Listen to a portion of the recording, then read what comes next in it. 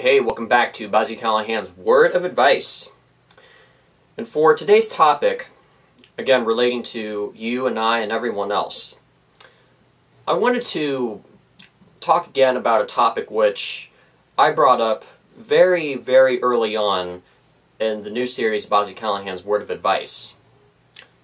And this topic is about pacing ourselves. Now, I'm sure you might be wondering, why do I want to bring up this topic again?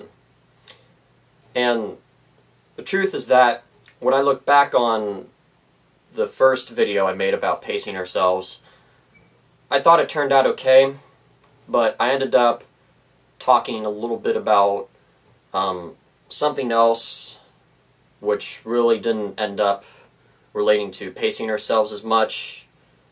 I'll keep it up on the internet, but I just wanted to talk about this topic again to give it another try, and also I want to share an example of something I did which relates to this topic, and this example happened way after I made the first video.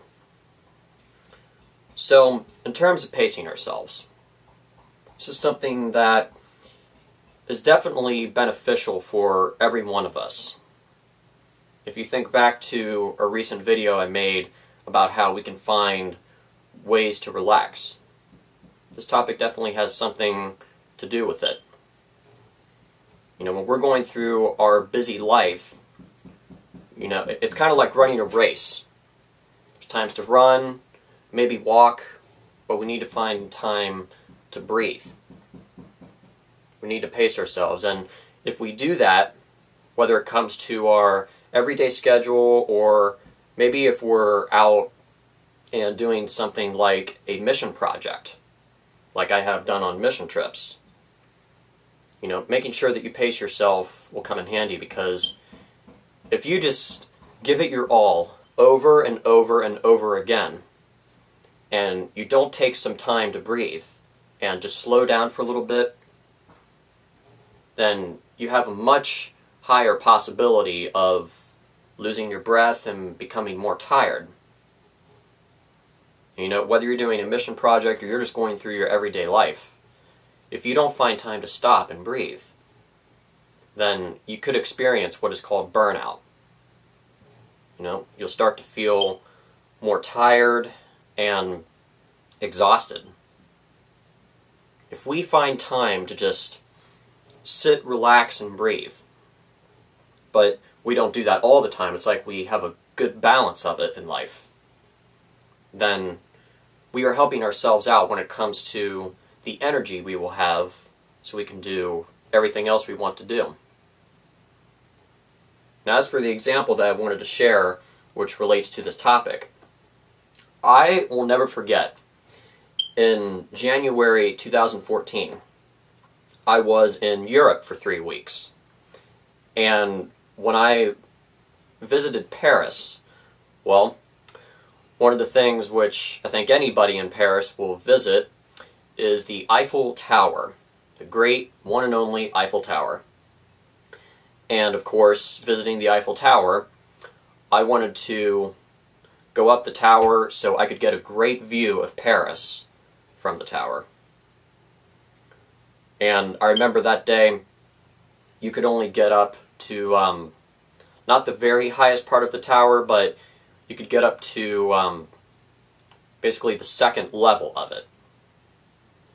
My mom was with me, and she decided to walk up the stairs, and I also decided to do the same thing.